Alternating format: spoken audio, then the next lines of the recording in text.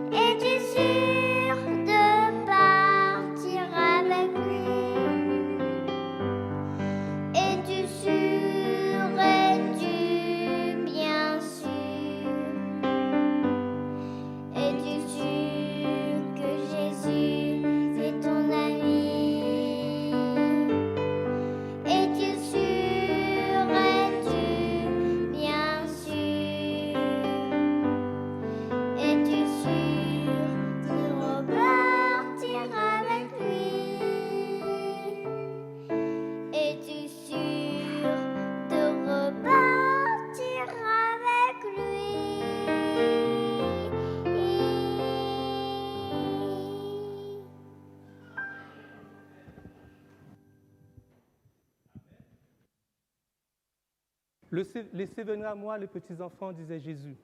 D'ailleurs, je vous rappelle qu'il y a en haut une salle pour les parents qui ont des enfants. Donc, il y a une salle disponible pour les enfants. Vous pouvez les y conduire. Et toi, es-tu sûr que Jésus revient? Si tu n'en es pas sûr, j'ai cette conviction. En tout cas, j'espère que ce soir, notre conférencier en la personne de Jean-Paul Vimbouli, qui est évangéliste, pasteur de l'Église adventiste du 7e jour de la Réunion, qui anime aussi chaque sabbat matin des chroniques sur Réunion Première autour de la parole d'espérance. Et ce soir, sans autre, je lui laisse la place pour vous délivrer une première partie de cette parole d'espérance. À toi, Jean-Paul. C'est lumière.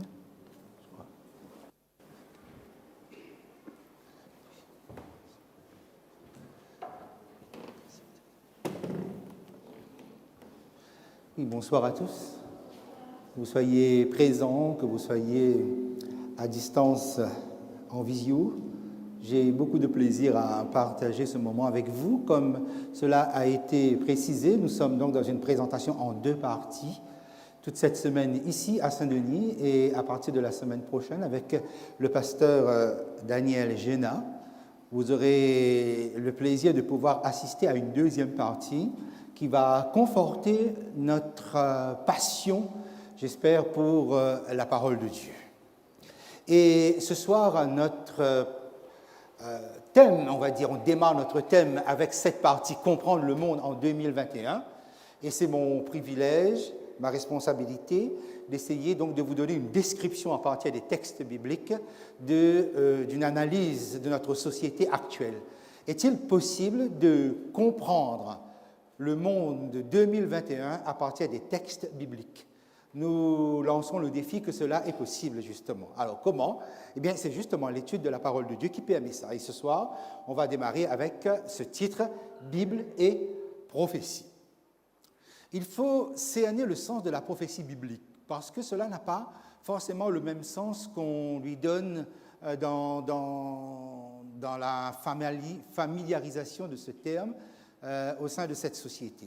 On va essayer d'abord de comprendre. Quand nous disons la Bible, il faut garder à l'esprit que nous parlons d'un élément qui suscite un engouement planétaire. Un engouement planétaire parce que, voilà, 2019, si nous regardons les statistiques, pour 2019, les chiffres de vente, les chiffres d'acquisition d'une Bible complète, les chiffres ont encore explosé. D'abord, jetez un petit coup d'œil sur le graphique que j'ai mis ici. Vous avez donc, à partir de 2010, si vous montez, vous voyez que c'est une montée d'acquisition de Bibles en millions, puisque donc vous êtes à ici 2016, vous voyez que le nombre est de 34 millions de Bibles, 34 millions, ça c'est des Bibles imprimées. Si on y ajoute les Bibles qui ont été téléchargées, les Bibles numériques, cela nous amène à peu près à 37 millions de Bibles en 2016. Et 2018, parce que nous avons les chiffres de 2018, regardez, de par le monde, les Bibles intégrales ont été acquises au chiffre de 38 millions et 500 000. Et ça a encore augmenté. Et pour 2019, eh bien, le chiffre a explosé puisque nous sommes à 40 millions de Bibles intégrales.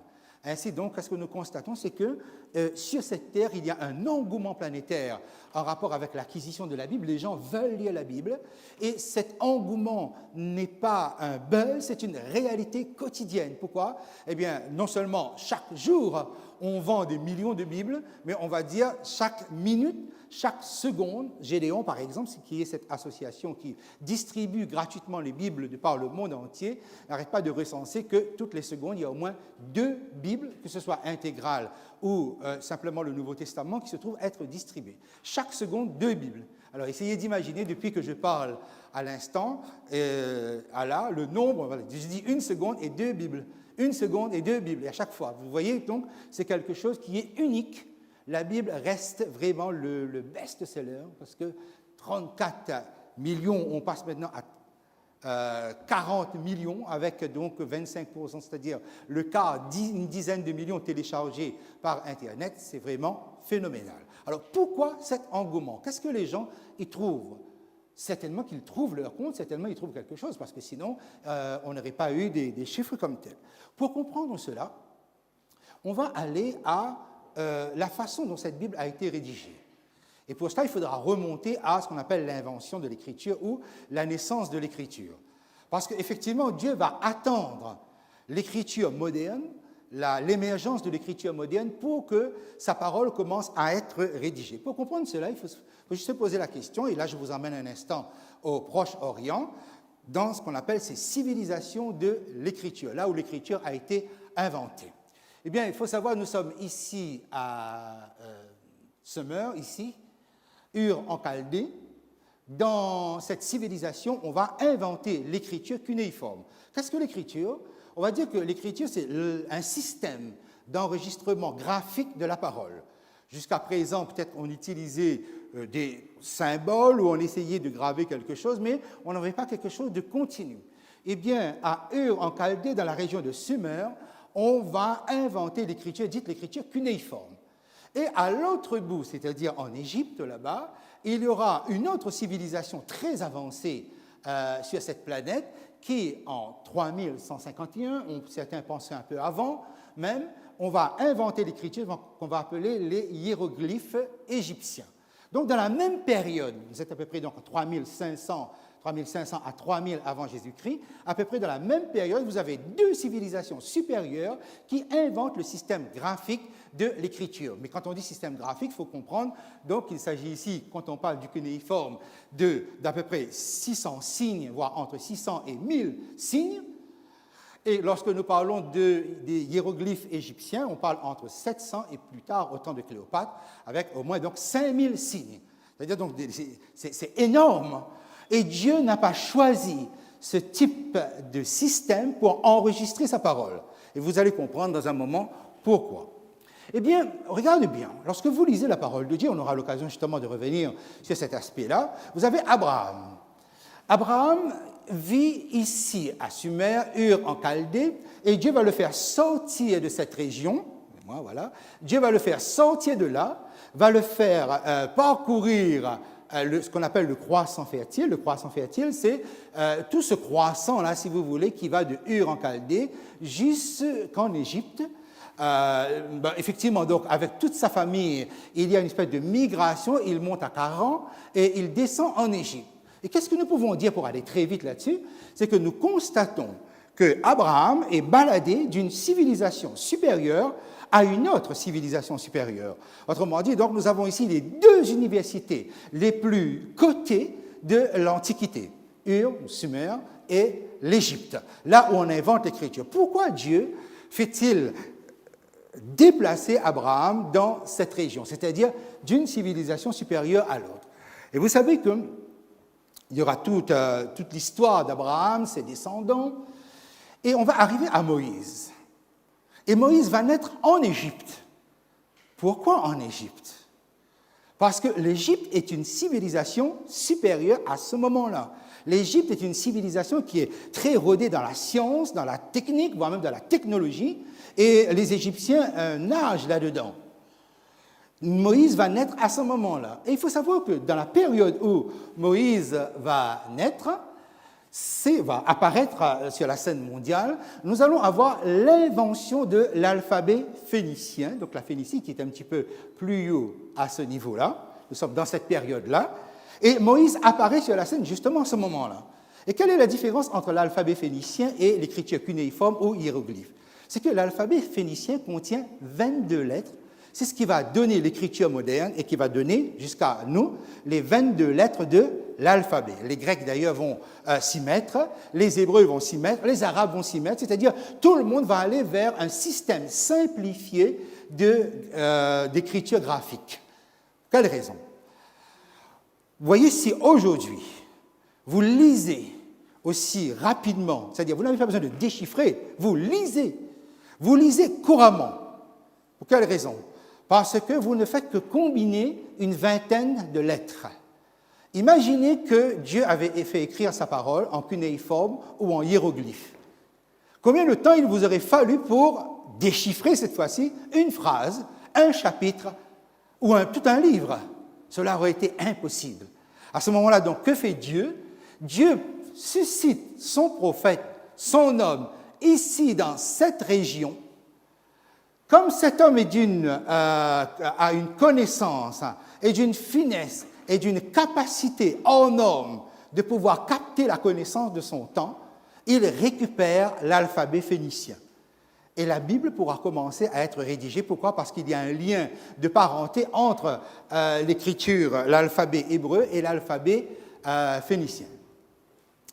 Dans le livre des Actes, au chapitre 7, le verset 22, Étienne, quand il est en train de parler, il dit que Moïse fut instruit dans toute la sagesse des Égyptiens, c'est-à-dire dans toute la connaissance.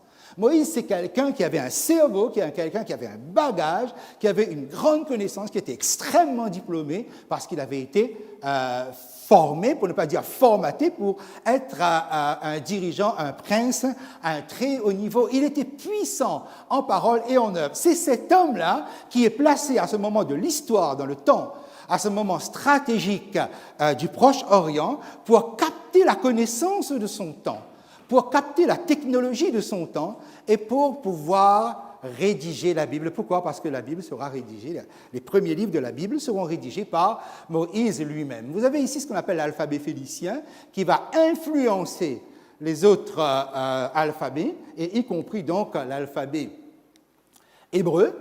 Vous avez ici donc l'alphabet phénicien, vous voyez dessous l'équivalent en hébreu. Aleph, par exemple, Aleph, Bet, Gimel, Dalet, etc. Vous voyez que Aleph, Bet, les deux premières lettres de l'alphabet, qui en grec donnent alpha, bêta, alphabet, alphabet. Ce qui, dans notre français aujourd'hui, donne l'alphabet. Vous voyez donc comment une invention technique, graphique, de l'Antiquité jusqu'à aujourd'hui continue à être utilisée par nous. Vous voyez donc comment Dieu tient compte et attend le moment le plus propice des inventions pour le mettre au service de sa parole. Et ainsi, les premiers livres de la Bible ont pu être rédigés. Donc, voilà, quand nous parlons de ça, nous parlons de la Bible, et cette Bible va prendre à peu près de Moïse jusqu'à l'apôtre Jean, 1500 années, à peu près donc 15 siècles, voire même 16 siècles de rédaction, 66 livres, 1189 chapitres, 31 173 versets. Okay? Tout cela constitue le corpus de la révélation sur 16 siècles. Et tout cela avec une harmonie, avec une cohérence, avec quelque chose qui va de la Genèse, premier livre de la Bible, jusqu'à l'Apocalypse, avec un fil conducteur qu'il nous faudra mettre en avant pendant les différents soirs où nous serons ensemble, nous serons ici, pour comprendre cette notion spécifique de la prophétie et de la révélation biblique. Oui, voilà, c'est pourquoi Dieu lui-même, dans Ésaïe chapitre 34, le verset 16, qu'est-ce qu'il dit? Consultez le livre de l'Éternel et lisez. Consultez le livre de l'Éternel et lisez. Pourquoi? Parce que ce livre, jusqu'à aujourd'hui, suscite un engouement planétaire, et je le répète, qui n'est pas un buzz, qui est une réalité quotidienne, qui est une réalité de chaque heure, de chaque minute et de chaque seconde. Les gens ont soif de cette parole. Pourquoi? Parce qu'elle n'est pas un livre comme les autres. Parce que la Bible n'est pas un livre comme les autres. Je ne sais pas si à l'entrée, on vous a donné une Bible, on vous a distribué. Ceux qui n'ont pas de Bible, vous avez la possibilité donc de pouvoir utiliser. Ce soir, je voudrais prendre 2 ou 3 versets dans cette Bible-là avec vous, mais sinon, vous prenez votre Bible, sinon, vous prenez votre smartphone, puisque pourquoi pas. Nous sommes dans un monde où la technologie est très avancée et nous pouvons donc appuyer sur nos touches pour pouvoir le consulter. Et j'aimerais bien justement que nous fassions ensemble cet exercice-là. Alors, avec moi, je vous propose ceci. Le livre de la Genèse est le premier livre, et Genèse chapitre 1 à 11 constitue ce que les spécialistes, je pourrais dire comme ça, ont appelé le berceau de l'humanité. Alors, il faut savoir que la Bible est considérée comme un texte fondateur. Ce texte fondateur a une fondation. C'est cette partie de la Bible, Genèse 1 à 11. Et je vous proposerai que nous puissions apprendre à décoder ce texte pour que nous arrivions à saisir dans cette matrice, parce que c'est une matrice, parce que cette portion de la Bible contient en germe les éléments initiaux de la prophétie. En réalité, toute la Bible est prophétique. Nous avons deux livres de la prophétie apocalyptique, un dans l'Ancien Testament, Daniel, l'autre dans le Nouveau Testament, Apocalypse. Et sinon, l'ensemble de la Bible même est prophétique. Voyons un petit peu ensemble pendant les différents soirs qui sont devant nous, dans quelques chapitres entre le 1 et 11, comment finalement le monde n'a pas changé. La seule chose qui est changée, c'est la technologie, c'est la technique, c'est la communication. Mais le monde même n'a pas changé. Ce qui fait que si Dieu prend, non pas une vie d'homme, par exemple 70 ans, il aurait pu prendre 70 années pour que la Bible soit rédigée. Pourquoi 1500 années? Pourquoi autant d'années? Parce qu'il fallait à l'humanité un livre qui arrive à résumer la mentalité humaine, justement. Mais cette mentalité est donnée par révélation uniquement dans les chapitres 1 à 11. Il nous est possible de pouvoir décoder ça et vous allez sans doute être surpris par certaines applications, certaines transpositions que nous allons être en mesure de pouvoir faire. Alors, si vous avez la Bible qu'on vous a donnée à l'entrée, pour ceux qui l'ont, sinon vous prenez sur votre smartphone ou sinon vous utilisez votre Bible, et je prendrai ça avec vous.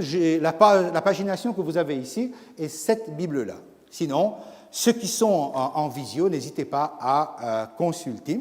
Quelquefois, je mettrai le texte sur écran pour gagner du temps, mais quelquefois, j'aimerais prendre un petit temps pour justement consulter ça visuellement avec vous. Je prends la page 11. Nous sommes dans le livre de la Genèse au chapitre 3. Et commençons à mettre les principes de la prophétie. Le premier principe de la prophétie, on l'aura ici. C'est-à-dire, qu'est-ce qui justifie en toile de fond la prophétie biblique, c'est-à-dire la révélation biblique. Vous l'avez, chapitre 3, le verset 8. Un drame. Quel est ce drame? L'homme et la femme viennent de rejeter leur Créateur et ils se tiennent à distance. Verset 8. Alors ils entendirent la voix de l'Éternel Dieu qui parcourait le jardin vers le soir, et l'homme et sa femme se cachaient loin de la face de l'Éternel au milieu des arbres du jardin. La voix de l'Éternel Dieu qui parcourait le jardin. Alors ils entendirent la voix de l'Éternel qui parcourait. Le mot parcourir que vous avez ici, c'est le mot hébreu halak, qui désigne un mouvement de marche, mais un mouvement de marche à la manière d'une promenade. C'est-à-dire que la voix de Dieu se promène. C'est-à-dire c'est une voix qui est lente, mais une voix qui est silencieuse.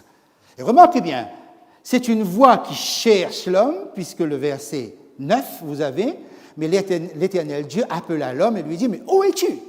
Mais vous remarquez ceci? La voix divine qui cherche l'homme, alors que cet homme se trouve à distance, c'est-à-dire cet homme se cache, est une voix réelle, audible, mais sans bruit. Et cela, sans doute, pose le premier principe prophétique. Dieu est-il silencieux face à toutes les catastrophes, tous les drames auxquels nous assistons en ce moment? Est-il silencieux face à l'homme qui se tient à distance? En fait, la Bible répond par ceci, Dieu n'est pas silencieux. Dieu parle, mais il est dans le sans bruit. Sa voix parcourt. Faudra-t-il encore être dans les dispositions, la bonne disposition pour pouvoir l'entendre? Où es-tu? Il sait très bien où est l'homme. L'homme était là au milieu du jardin. Où es-tu? Est davantage une question qui positionne l'homme dans sa relation avec Dieu, comme ce soir. Et là, vous entendez une voix humaine. Mais si vous limitez simplement à la voix humaine, vous n'allez pas aller bien loin. Où es-tu? Peut-être pose la question de votre vie, votre existence en rapport avec Dieu. Mais cette voix, vous n'allez pas entendre d'une manière audible, avec un bruit, avec la foudre, avec le tonnerre qui descend du ciel. Vous allez l'entendre sans bruit. Vous allez l'entendre si vous voulez l'entendre. Ça, c'est le premier principe prophétique. Dans la prophétie, c'est un Dieu qui s'exprime à bas bruit. Où es-tu? Alors, mais comment les choses vont se passer? J'aurai l'occasion de revenir avec vous sur cette étude du texte de cette conversation entre le serpent et la femme, parce qu'il y aurait beaucoup à dire là-dessus. J'aimerais qu'on lise ensemble la suite. Alors là, je ne mets pas le texte sur l'écran, je le lis avec vous, Genèse chapitre 3, versets 10 à 21. Nous sommes toujours à la page 11, si vous avez cette petite Bible, pages 11 et 12. Sinon, vous avez sur votre écran, comme je vous l'ai dit. Vous êtes prêts? Parce que je vais faire une lecture assez rapide. Il y a donc une dizaine de versets, un petit peu plus, 11 versets, et je vais le lire avec vous. Ça va? Vous êtes en capacité de me suivre? C'est bon, on y va. Donc, Dieu avait posé la question à l'homme, où es-tu? Il répondit, verset 10, j'ai entendu ta voix dans le jardin et j'ai eu peur parce que je suis nu et je me suis caché. L'Éternel Dieu dit, mais qui t'a appris que tu es nu? Est-ce que tu as mangé de l'arbre dont je t'avais défendu de manger? L'homme répondit, la femme que tu as mise auprès de moi m'a donné de l'arbre et j'en ai mangé. Et l'Éternel Dieu dit à la femme, mais pourquoi tu fais cela? La femme répondit, le serpent m'a séduite et j'en ai mangé. L'Éternel Dieu dit au serpent, puisque tu as fait cela, tu seras maudit entre tous les bétails et entre tous les animaux des champs. Tu marcheras sur ton ventre, tu mangeras la poussière tous les jours de ta vie. Je mettrai inimitié entre toi et la femme, entre ta postérité et sa postérité. Celle-ci t'écrasera la tête et tu lui blesseras le talon. Il dit à la femme, j'augmenterai la souffrance de tes grossesses. Tu enfanteras avec douleur et tes désirs se porteront vers ton mari, mais il dominera sur toi. Il dit à l'homme, puisque tu as écouté la voix de ta femme et que tu as mangé de l'arbre au sujet duquel je t'avais donné cet ordre, tu n'en mangeras point, le sol sera maudit à cause de toi. C'est à force de peine que tu en tireras ta nourriture tous les jours de ta vie. Il te produira des épines et des ronces, et tu mangeras de l'herbe des champs. C'est à la sueur de ton visage que tu mangeras du pain jusqu'à ce que tu retournes dans la terre d'où tu as été pris, car tu es poussière et tu retourneras dans la poussière. Adam donna à sa femme le nom d'Ève, car elle a été la mère de tous les vivants. L'Éternel Dieu fit à Adam et à sa femme des habits de peau, et il les en revêtit. Voilà, verset 21. Vous avez suivi, j'ai fait une lecture un peu rapide, comme ce que je vais exposer va vous paraître un peu rapide, mais j'aimerais vous convaincre que cette parole, cette révélation, où Dieu a attendu 1400 avant Jésus-Christ, où Dieu prend 15 siècles pour rédiger sa parole, que cette parole constitue le livre de l'excellence. Parce qu'Abraham va circuler entre deux civilisations supérieures. Le Dieu qui a fait rédiger cette Bible, ce n'est pas le Dieu qui se contente du peu. C'est un Dieu qui a élevé très haut le niveau de cette parole-là. Prenons par exemple, alors on va essayer de résumer à travers une structure ce que nous venons de lire. Alors donc, nous sommes bien avec ce qu'on appelle le péché originel, c'est-à-dire l'homme et la femme viennent de rejeter leur Créateur. Alors, regardons le schéma tel que nous l'avons lu et comment ça se structure d'une manière très parfaite, je dirais. Le péché a commencé avec le serpent. Vous aurez l'occasion la semaine prochaine, avec mon collègue pasteur Daniel Géna, de pouvoir justement considérer à l'échelle cosmique l'origine de ce péché. Mais le péché commence avec le serpent, et derrière le serpent, nous savons donc qu'il y a le diable, qu'il y a Satan. Donc l'ordre que nous avons, c'est ici. 1, ça commence avec le serpent. 2, ça passe par la femme. Et 3, ça arrive à l'homme. Vous voyez comment ça se fait. Donc la femme mange et donne à son mari qui était auprès d'elle. Dieu arrive. Et Dieu va prendre le problème à partir d'où se trouve le problème, c'est-à-dire du côté de l'homme. Effectivement, quand Dieu arrive, il s'adresse à l'homme. Mais cet homme-là, il s'est déjà habillé parce qu'il a vu qu'il était nu, il avait honte, et il se fabrique des vêtements de figuier. Les deux se fabriquent des vêtements de figuier. C'est à cet homme-là que Dieu va s'adresser. Vous voyez donc que la première colonne se termine avec l'homme, la seconde va commencer avec l'homme.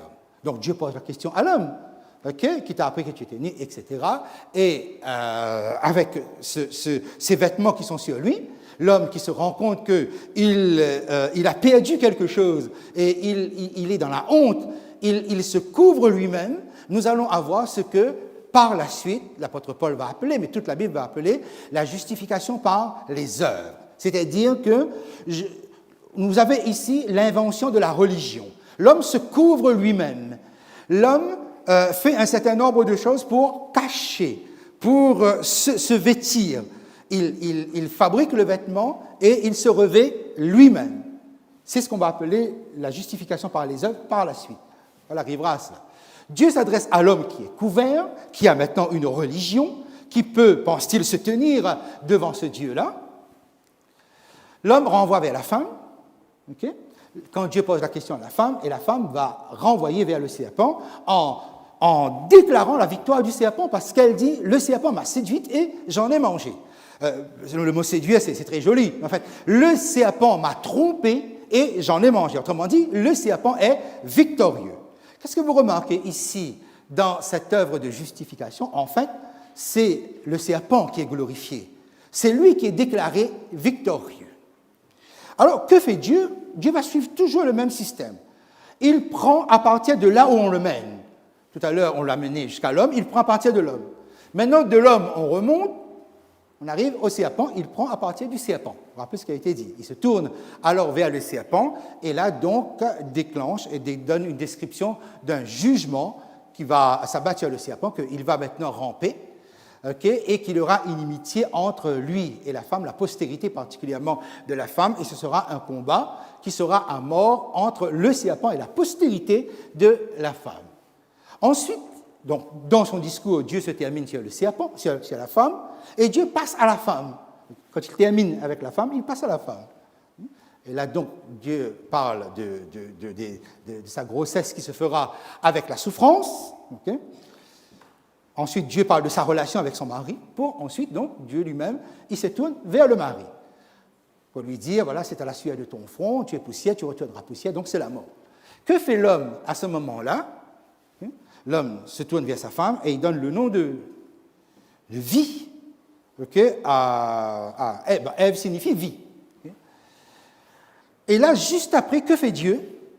Dieu sacrifie un animal, prend la peau et couvre l'homme, couvre l'iniquité de l'homme. Nous avons ici ce qu'on va appeler la justification par la grâce. Vous avez donc opposé les deux religions. Qu'est-ce que la justification par les œuvres? C'est que je fais des efforts, je fais des œuvres moi-même pour être juste, pour paraître juste devant Dieu. Qu'est-ce que la justification par la grâce ou par la foi? C'est Dieu qui me donne le vêtement. Non seulement il me le donne, mais vous avez bien lu le texte, Dieu va vêtir l'homme. C'est lui qui met l'habit sur nous. Ça, c'est la différence entre la justification par la foi et la justification et par les œuvres.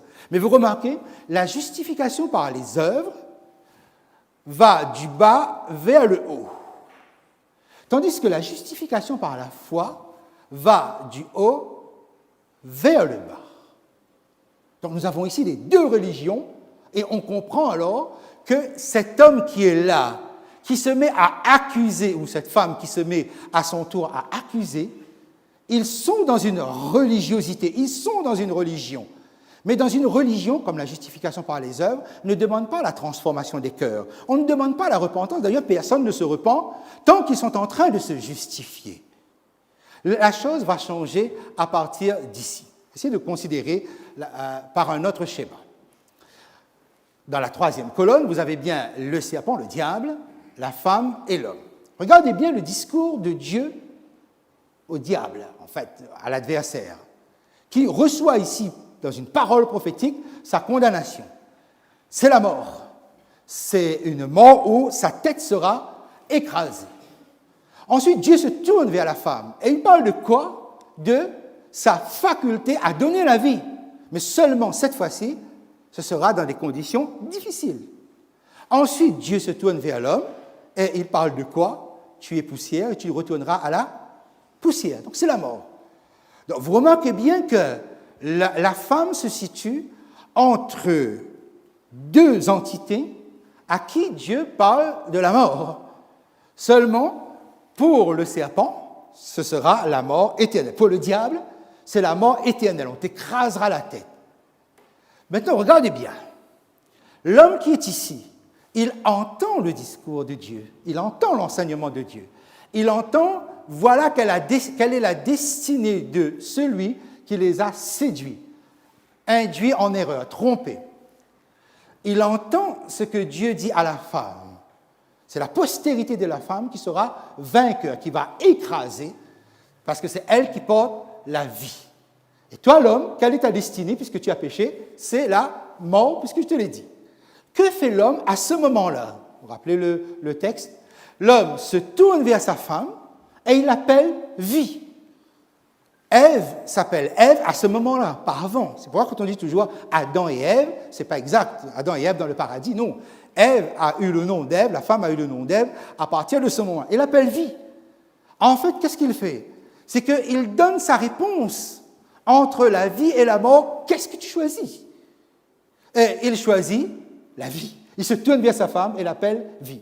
Et tout de suite, Dieu comprend et Dieu lui fait le vêtement. C'est sa réponse. Et la réponse de l'homme va engager non seulement l'homme, mais toute l'humanité. Comme son péché engage toute l'humanité, sa réponse engage à ce moment-là toute l'humanité. Et alors, regardez et suivez bien comment donc la parole prophétique va avoir sa subtilité. Le serpent. Le serpent est destiné à la mort éternelle et dans la colonne du milieu, vous vous rappelez, le serpent a été déclaré vainqueur. Le serpent m'a séduite et j'en ai mangé. Que fait Dieu dans la troisième colonne? Il décrit, il donne la description de la mort du serpent. Mais qui est le serpent? Le serpent, dans le livre de l'Apocalypse, chapitre 12, verset 9, c'est le serpent ancien, le diable, appelé le diable et Satan. Voilà, son identification n'a pas tellement de problème. Mais savez-vous que quelqu'un d'autre va s'identifier au serpent? C'est Jésus lui-même, et j'ai mis le texte depuis tout à l'heure, Jean 3 et le verset 14, page 1063, si vous avez la Bible. Alors vous allez le prendre avec moi, page 1063, Jean 14 et le verset 3. Alors, on y va tout le monde, Jean 3 et le verset 14. Pas 14, verset 3, mais 3, verset 14. C'est bon, vous l'avez? Ça va vite? Jean 3, verset 14. Qu'est-ce que Jésus dit à Nicodème? Verset 14. Et comme Moïse éleva le serpent dans le désert, il faut de même que le Fils de l'homme soit élevé. Et Jésus est en train de parler de sa mort sur la croix. Autrement dit donc, lorsque Jésus va être crucifié, il va être fait serpent. Il va être identifié au serpent. Pour quelle raison? Parce que le serpent est destiné à la mort éternelle. Et sur la croix, Jésus va mourir de la mort éternelle. Et si Jésus meurt comme le diable, ce n'est pas à la place du diable, mais c'est à la place du pécheur. Et c'est ça qui est proposé, et c'est ça que l'homme, dans toute son intelligence, il va comprendre que quelqu'un sera un substitut pour mourir à sa place, non pas de la mort éternelle, non pas de la mort sommeil, mais de la mort éternelle. Quelqu'un va endosser cela. Jésus s'est fait serpent, Jésus s'est fait adversaire pour que moi, je sois restitué dans mon droit de la création, dans mon droit à la vie. Très important de comprendre cet aspect-là. Et alors, puisque le plan du salut est exposé dès les premières pages de la Bible, c'est que ce vêtement que tu as sur toi, parce que toute la Bible par la suite, pour parler du salut en Jésus-Christ, va parler du vêtement du salut.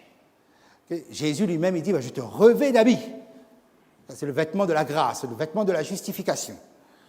Eh bien, il se pose devant nous, dès les premières pages de la Genèse, deux religions. Soit vous croyez que vous êtes sauvés par vos œuvres, soit vous croyez que vous êtes sauvés par la foi. Et c'est Dieu qui fait tout. Et c'est Dieu qui meurt à votre place. Vous voyez, dès le départ, comment la parole prophétique pose la chose. Mais la parole prophétique pose aussi autre chose. Regardez bien. L'homme qui est ici, ce n'est pas le même homme qui se trouve ici. Parce que l'homme qui n'est pas transformé voit son semblable comme son ennemi. Parce que cette femme, il l'accuse. Mais vous avez remarqué sur le schéma que la femme se trouve toujours en numéro 2 comme intermédiaire. Cette femme, et toutes les religions et toute l'humanité, va considérer toujours la femme, et ceci à cause de la Grèce antique, vous savez, le mythe de Pandora. Pandora, une femme très curieuse qui va ouvrir la boîte de Pandore et qui va laisser échapper toutes les catastrophes que nous avons dans le monde. C'est-à-dire que si nous avons tant de drames dans le monde, c'est à cause des femmes. C'est la Grèce qui a véhiculé cela. Donc, du coup, l'image, etc. Vous savez que la Bible n'a jamais donné une telle image. Pour quelle raison? Parce que dans le plan du salut en Jésus-Christ, la femme n'est pas l'agent du péché, mais elle est l'agent du salut. C'est-à-dire celle par qui le salut est rendu possible sur cette terre. Effectivement, lorsque Jésus viendra au monde, Dieu n'a pas besoin d'un homme, mais il aura besoin d'une femme. La femme qui porte la vie va porter Jésus-Christ. L'homme, il change ici. Regardez comment, en réponse à Dieu, il se tourne vers sa femme. Il ne voit plus sa femme comme ennemie, comme celle qui l'a plongé dans le malheur, mais comme celle par qui le salut en Jésus-Christ sera rendu possible. Et toute l'image de la femme dans la Bible est structurée et conditionnée par cela. Mais chère dame, je dirais comme ça, glorifiez et louez Jésus-Christ, Parce que jamais Jésus n'a eu cette image que l'humanité aura sur la femme et qui aujourd'hui amène les femmes à se révolter. Dès le départ, la Bible aura une haute idée. Cette libération, si vous voulez, va se faire dès maintenant, dès là, dans le jardin d'Éden, afin que l'homme ne porte pas, ou le pécheur ne porte pas un regard accusateur sur la femme. Vous allez comprendre le mouvement qu'il y a ici. Et alors, autre chose qui se pose, et c'est très important pour ce que nous sommes en train d'échanger ici. Vous savez, on parle dans des termes un peu spécialistes, voilà. C'est que, on parle, dans la première colonne, qu'est-ce que vous avez? Quelle approche d'échange, de communication vous avez? Ce qu'on appelle la psychagogie. Contrairement à ce que vous avez ici, quand Dieu parle, c'est une pédagogie. Qu'est-ce que la psychagogie? Psychagogie, c'est l'endoctrinement. C'est-à-dire, on ne vous explique rien, on vous dit simplement, c'est comme ça. Puis finalement, donc vous êtes dans le mensonge, vous êtes dans l'erreur, mais on ne rectifie pas, on n'explique pas, c'est comme ça. Les sectes utilisent beaucoup ce procédé-là pour faire pression sur le psychique, sur la psychologie, pour vous pousser à accepter des choses, okay, sans vous donner d'explication, simplement par un martèlement, par une manipulation. On reviendra justement sur cet aspect-là. Parce que le diable n'est pas pédagogue. Le diable, c'est l'endoctrinement. Ce sont des erreurs qui entrent en vous et on aura justement l'occasion d'essayer même de comprendre le phénomène du complotisme après-demain soir en rapport avec ça. Regardez bien ici, qu'est-ce qui se passe? Dieu parle, Dieu enseigne, Dieu donne des instructions. C'est ça la pédagogie. La parole prophétique est une pédagogie. Et qu'est-ce que la pédagogie par rapport à la psychagogie? C'est quoi la pédagogie? Quand Dieu parle, il attend une réponse de l'homme. Voilà, j'ai parlé. J'ai dit. Maintenant, quelle est ta réponse?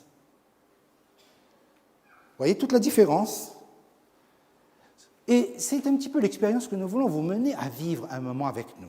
D'avoir une analyse critique sur vous-même, sur votre existence, sur votre vie, et aussi prendre la parole de Dieu et voir qu'est-ce que Dieu enseigne. Mais Dieu n'imposera jamais son enseignement, parce que sinon, ce serait la psychagogie. La pédagogie, c'est quoi? C'est quelque chose, une instruction qui est claire et qui vous éclaire, et que vous êtes éclairé.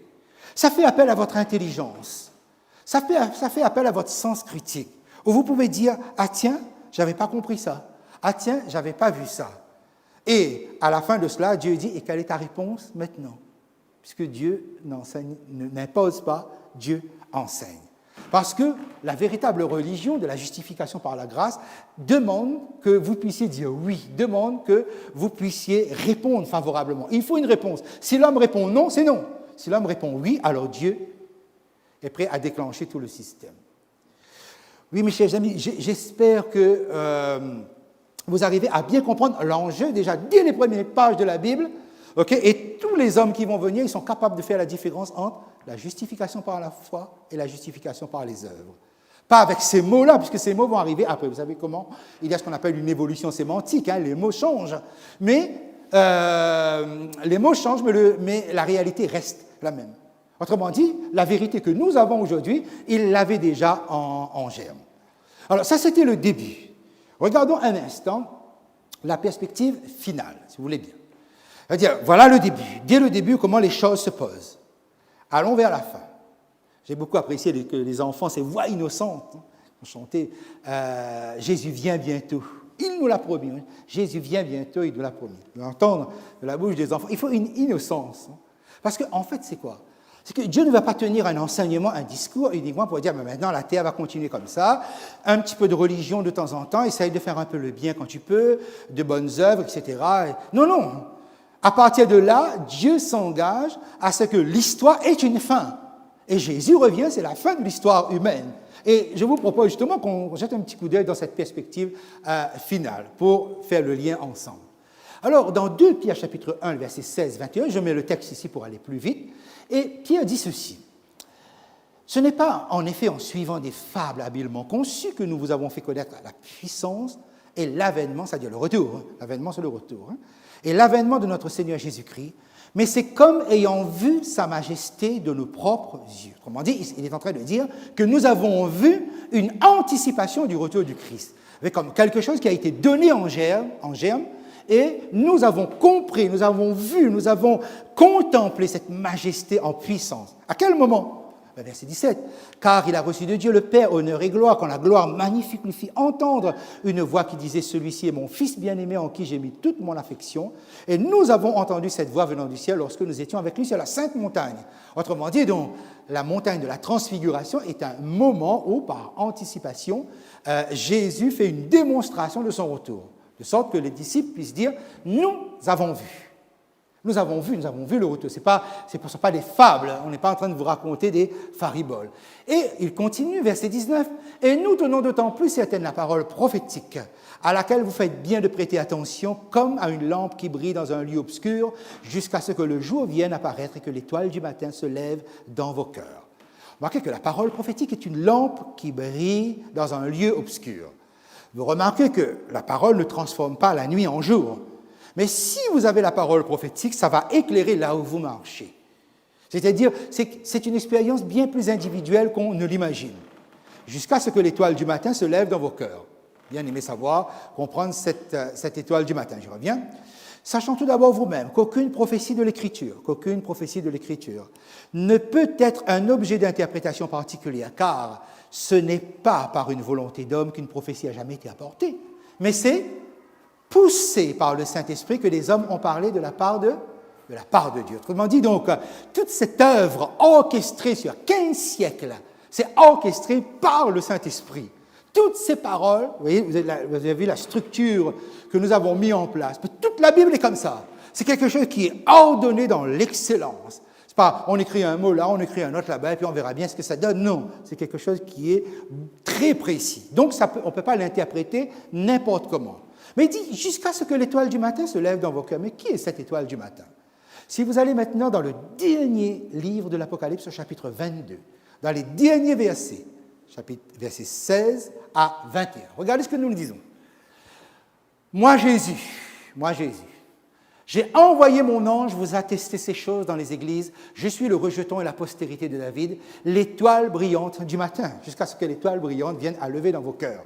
Qui est l'étoile brillante qui doit lever dans vos cœurs? C'est Jésus lui-même. Je suis l'étoile brillante du matin. Et l'esprit et l'épouse. L'épouse, c'est un langage symbolique pour parler de l'Église, du peuple de Dieu. Et l'esprit et l'épouse disent « viens ». Et celui qui entend dise « viens ». Celui qui atteste ces choses, c'est-à-dire Jésus, dit « oui, je viens bientôt ». Amen, viens Seigneur Jésus. Vous savez qu'ici, des interlocuteurs, c'est des réponses antiphonales un peu, l'Esprit et l'épouse, c'est-à-dire le Saint-Esprit, depuis la Pentecôte, s'accordent avec l'Église pour dire à Jésus, s'il te plaît, viens, viens.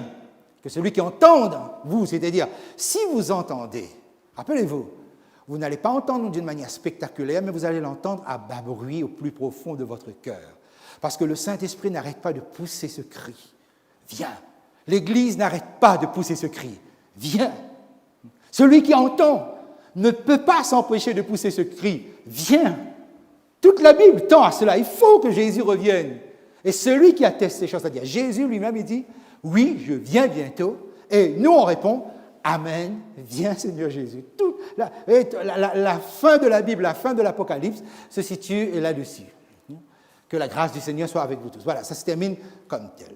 Donc, le retour de Jésus, mes amis, c'est véritablement l'aboutissement d'une expérience que vous aurez fait dans votre expérience de la justification par la grâce et par la foi. Jésus revient. Toute la Bible l'atteste. Joël, au chapitre 2, chapitre 1, le verset 15, dit « Ah, quel jour! Parce que ce jour est proche.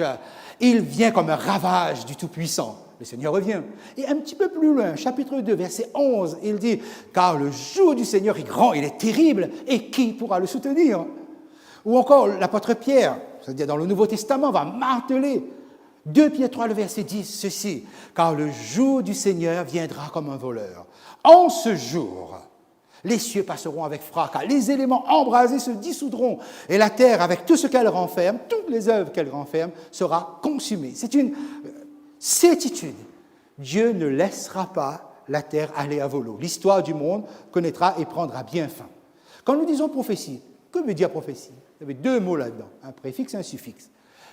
vous avez le mot phemi qui signifie simplement parler, s'exprimer, et le mot pro, avant, devant, à la place de. Autrement dit, le prophète ou une prophétie, c'est parler. Parler avant, que la chose n'arrive, parler devant un auditoire, comme je le fais devant vous, et à la place de qui, d'après vous? À la place de Dieu. Le prophète est celui qui parle avant que la chose arrive, il parle devant, sa parole n'est jamais cachée, mais toujours révélée, et il parle à la place d'eux. Et il y a 3 textes que je partage rapidement avec vous. Jean 13, verset 19, Jésus dit quelque chose. Il dit, dès à présent, je vous le dis, avant que la chose arrive, afin que lorsqu'elle arrivera, vous croyiez à ce que je suis. Dans Jean 14, verset 29, un peu plus loin, il dit, maintenant je vous ai dit ces choses avant qu'elles arrivent, afin que lorsqu'elles arriveront, vous croyiez. Vous remarquez la prophétie biblique? C'est que quand ça se réalise, c'est là que vous êtes conforté dans votre foi. C'est là que vous avez la valeur de la prophétie. Comme si, avant que la chose n'arrive, vous savez, mais vous n'avez pas une compréhension complète. C'est comme si vous n'êtes pas encore totalement conforté. Et l'apôtre Paul le confirme un peu plus loin dans 1 Corinthiens, chapitre 13, dans un texte magnifique sur l'amour qu'on connaît bien. Il dit « Les prophéties prendront fin ». Les prophéties prendront fin, forcément. Les langues cesseront, la connaissance disparaîtra, car nous connaissons en partie, connaissance partielle, et nous prophétisons en partie, prophétie partielle. Notre connaissance sera toujours limitée. Mais lorsque ces choses sont arrivées, alors nous pouvons avoir la certitude que Dieu ne ment pas. C'est ça qu'il dit. Ce qui est parfait sera venu, ce qui est partiel disparaîtra. Et le principe de la prophétie, c'est ceci. Vous savez que notre temps, pour nous, est divisé en 3 parties, le passé, le présent et le futur. Nous sommes dans le présent, comme ce soir-là. Nous sommes dans le présent à cet instant. Qu'est-ce que nous maîtrisons dans le temps? Qu'est-ce que nous connaissons dans le temps? Nous connaissons notre présent parce que nous savons que nous sommes assis là. Nous savons à quoi nous sommes en train de penser, en train d'écouter. On maîtrise plus ou moins notre passé s'il n'est pas trop lointain, si on n'a pas eu trop de problèmes douloureux dans le passé. On sait ce qu'on a vécu. Mais le futur, qu'est-ce que vous connaissez de votre futur? Qu'est-ce qui va se passer ce soir quand vous allez rentrer? Qu'est-ce qui va se passer demain dans votre journée? Qu'est-ce qui va se passer dans cette semaine? Vous ne le savez pas, parce que vous n'avez pas la connaissance de ce que vous allez vivre. Vous pouvez tout au plus planifier, mais vous ne pouvez pas avoir la certitude que vous allez vivre cela dans la connaissance précise des choses. Et Dieu a voulu que les choses soient comme ça. Essayez d'imaginer un seul instant que vous étiez capable de savoir exactement tout ce que vous allez faire demain, tout ce qui va se passer demain. Par exemple, vous allez prendre votre voiture, vous allez sur la route, il va y avoir un accident. Qu'est-ce que vous faites à ce moment-là? Ou bien, je ne sais pas, dites, allez, je vais gratter un peu le tout. Et je dis, ah, mais tel numéro va gagner. OK, ben je vais gratter le numéro forcément. Okay? Que se passerait-il si vous deviez savoir, connaître tout ce qui va se passer à l'avance? Votre vie serait impossible à vivre. Impossible. Parce que vous ne seriez plus libre. Vous seriez obligé non plus de planifier, mais de décider quelque chose en rapport avec ce que vous savez qui va se passer. Donc, à ce moment-là, vous perdez votre... Mais la vie deviendrait impossible. C'est-à-dire, je dois sortir, qu'est-ce que je fais? Ah ben, je ne sors pas puisque, donc, je ne sais pas, il va arriver quelque chose. Ou bien, je peux sortir parce qu'il ne va pas se passer, tout va bien se passer. Si votre présent devait être conditionné par tous les éléments que vous à votre connaissance, votre vie deviendrait impossible. Vous devez bien comprendre ça. L'homme serait incapable de maîtriser les 3 dimensions du temps. Seul Dieu peut faire ça. Savoir exactement si vous serez sauvé ou perdu, par exemple, ok? Ou bien qu'est-ce que vous allez faire dans 10 ans? L'homme n'a pas cette possibilité, heureusement. Pourquoi? Parce que nous gardons toute notre liberté. La liberté, c'est justement ce qui est... on n'est pas prédéterminé, on n'est pas préconditionné, on est libre. Et quand on est libre, on fait un planning. Maintenant, ça marche pas, mais on est libre. La liberté, c'est cela. C'est-à-dire, vous pouvez vous dire, oui, mais est-ce que si j'accepte, est-ce que je suis sûr que je vais être vraiment sauvé? Parce que si j'accepte, ça veut dire que je ne vais plus vivre telle ou telle manière. Vous ne pouvez pas vous poser ce genre de questions. OK? Vous ne seriez plus libre si vous saviez. Donc, que fait Dieu? Il nous supprime la connaissance pour nous, mais il nous donne juste ce qu'il faut. Jésus revient. Conditionnez-vous uniquement en rapport avec ça. Et là, nous constatons que nous avons été appelés effectivement à la liberté. Nous ne sommes pas prédéterminés. Si je dis oui, Seigneur, ce soir, ça veut dire c'est parce que je veux dire oui. Je ne suis pas conditionné par les catastrophes, par tout ce que les faux prophètes nous balancent. 2012 a été vraiment, 2012, rappelez la prophétie Maya, cette destruction planétaire, l'alignement des planètes, l'inversement des pôles magnétiques, etc. Voilà, tout ça va être bousillé. Bon, les gens étaient conditionnés par cela, par une catastrophe, parce que tout le monde était censé mourir. Que font les fausses prophéties? Ils exploitent ce qu'on appelle la peur primaire. La peur primaire, c'est la peur qui est au-dedans de nous, instinctive, qui est diffuse, qu'on ne comprend pas, qui n'est pas une peur éclairée. On exploite ça. D'ailleurs, c'est pourquoi beaucoup de gens vont vers l'astrologie ou bien les sciences occultes. La prophétie biblique, au contraire, nous amène vers la crainte de Dieu. C'est quoi la crainte de Dieu? C'est quelque chose qu'on réfléchit, c'est quelque chose qui est calculé, quelque chose qui est pensé. Je décide, moi, de craindre Dieu. Je n'ai pas une peur conditionnée par je ne sais quel mécanisme psychique au plus profond de moi. Non, le cortex reptilien, par exemple, qui, paraît-il, nous conditionne énormément. Non, la crainte de Dieu procède de l'enseignement de Dieu. Et cela me donne toute liberté de pouvoir choisir ce Dieu-là. Et c'est ce que Jésus-Christ est venu justement nous proposer, parce que Christ est dans cette dynamique de pouvoir aimer, de pouvoir vous aimer, de pouvoir vous accepter, vous intégrer dans son cœur et dans le cœur de Dieu. C'est pourquoi il sait très bien que vous ne pouvez rien faire. Vous ne pouvez rien faire. Il faut que ce soit lui qui fasse tout. Et toute la Bible, de la Genèse jusqu'à l'Apocalypse, est conditionnée prophétiquement par la personne de Jésus-Christ. Sans lui, impossible d'aller ou de faire quoi que ce soit. C'est pourquoi, depuis la Genèse même, le livre de la Genèse, qu'est-ce que nous avons dit? Nous avons Jésus. Jésus est présenté comme la postérité vainqueur. Dans le livre de l'Exode, il est présenté comme le libérateur. Dans le livre de Lévitique, il est présenté comme la seule offrande de sacrifice acceptée pour porter nos péchés.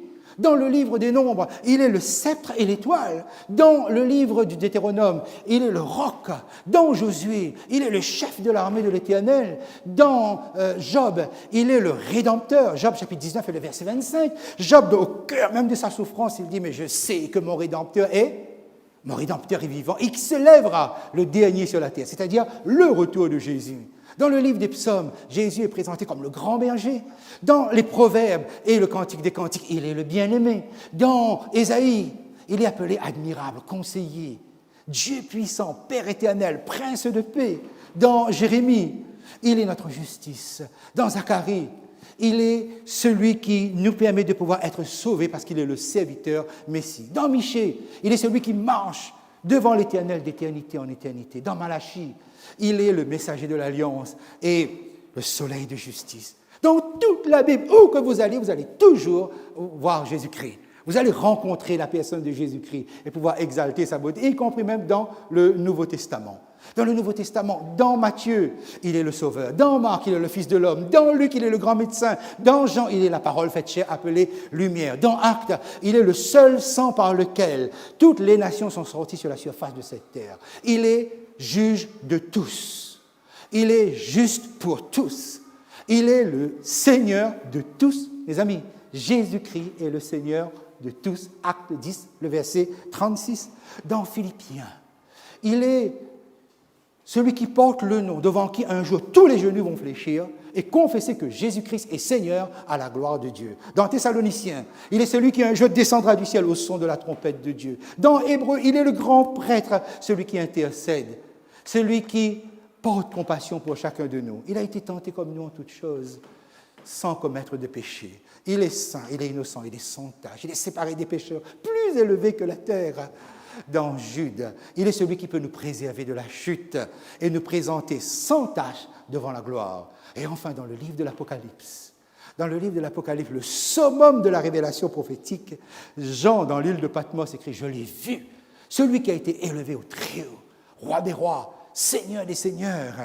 Il est l'alpha, il est l'oméga, il est l'amen, il est l'agneau, il est le lion de la tribu de Juda. » Mes amis, Jésus-Christ est le summum et le sceau de la perfection. Jésus-Christ est le sceau de la révélation. Personne, aucune puissance ne peut le dépasser dans l'univers. C'est ce Jésus-là qui s'est rendu accessible à chacun de nous. Alors ce soir, en vous laissant, j'aimerais qu'au plus profond de votre cœur, vous puissiez réfléchir là-dessus. Ce que Jésus représente pour vous. Nos premiers parents l'ont compris immédiatement et ils ont été transformés. Ils ne voyaient plus l'autre comme l'ennemi, mais ils voyaient l'autre comme un point du salut. Pourquoi? Parce qu'à travers l'autre, ils pouvaient contempler Jésus. Ce Jésus est à votre disposition ce soir. Est-ce que vous voulez l'accepter dans votre cœur? Est-ce que vous voulez que ce soir, je prie pour vous, afin que ce même Jésus qui est exalté au plus haut des cieux devant les anges de Dieu soit aussi dans votre cœur à cet instant? Est-ce que vous voulez la paix de Dieu? Avez-vous besoin de la paix de Dieu? Si vous sentez que vous avez ce besoin, je voudrais vous inviter à vous mettre debout. Ceux qui ressentent le besoin. Et si vous êtes derrière votre écran, je voudrais vous demander la même chose, même si la disposition ne serait pas physique, mais une humiliation de votre cœur devant ce Jésus. Est-ce que vous le souhaitez, frère? Chers amis, est-ce que vous voulez ce soir que je prie pour vous, afin que ce même Jésus puisse exalter sa puissance, mettre sa puissance en vous? Prions. Éternel notre Dieu, ce soir, nous avons voulu faire ce parcours généralisé, afin de comprendre que toute ta parole est prophétique. Mais cette parole nous parle à nous aujourd'hui, répond aux besoins de notre cœur maintenant. Tu connais notre situation, Seigneur, et je te prie simplement ce soir que Jésus ait accès à tous les cœurs qui ont entendu ce message. Jésus dit, « Voici, je me tiens à la porte et je frappe. Si quelqu'un entend ma voix et ouvre la porte, j'entrerai chez lui et je souperai avec lui et lui avec moi. » Quelle intimité!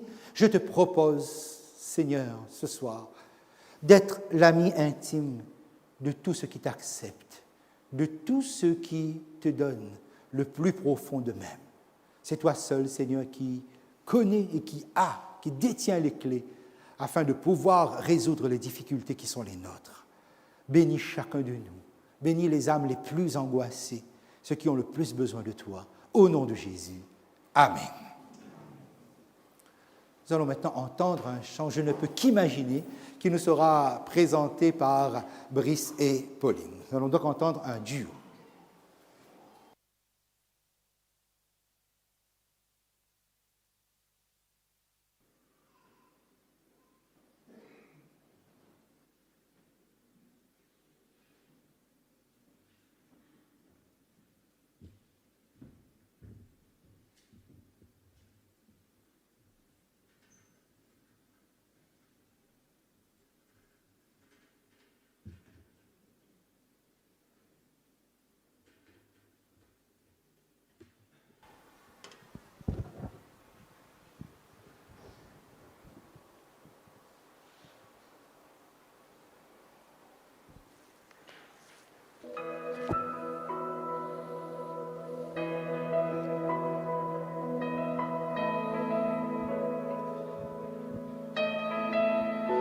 Je ne peux qu'imaginer ce que je vivrai quand je marcherai à tes côtés. Je ne peux qu'imaginer ce que je verrai quand devant ta face je me tiendrai. Je ne peux qu'imaginer. Je ne peux qu'imaginer.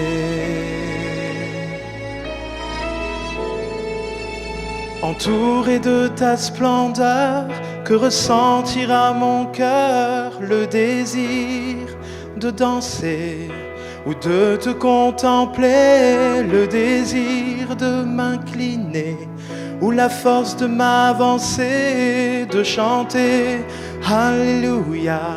Dans le silence adoré, je ne peux qu'imaginer.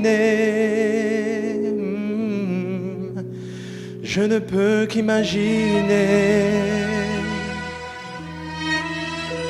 Je ne peux qu'imaginer quand viendra ce jour où je me tiendrai à tes côtés. Je ne peux qu'imaginer quand je passerai l'éternité à te louer. Je ne peux qu'imaginer. Je ne peux qu'imaginer.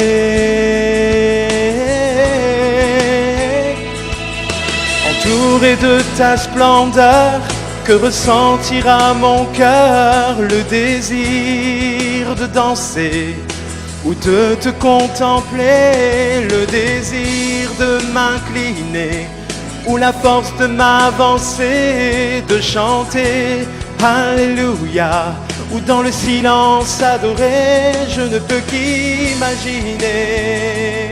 Oh, oh, oh. Je ne peux qu'imaginer.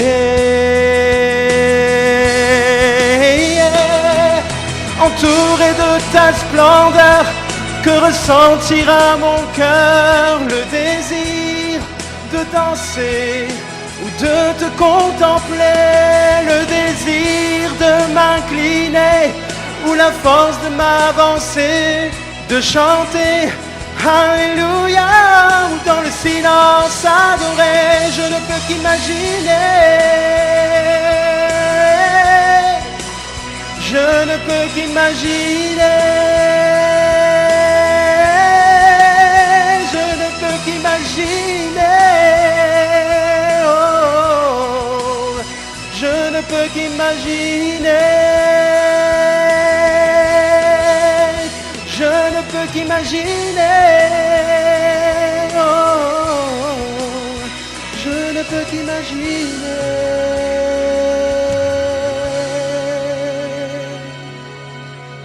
Je ne peux qu'imaginer quand viendra ce jour où je passerai l'éternité à te louer.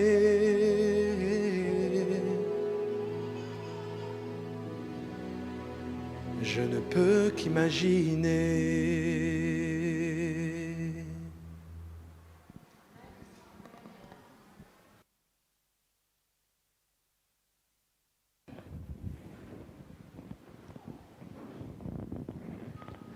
Oui, nous parcourons toute cette semaine et la semaine prochaine les profondeurs de la Bible. Nous avons une première étape ce soir. Demain soir, nous aurons une deuxième étape. Mais malgré toutes ces vérités que nous allons découvrir, à ce stade, nous ne pouvons qu'imaginer. Nous ne pouvons qu'imaginer ce qui nous attend.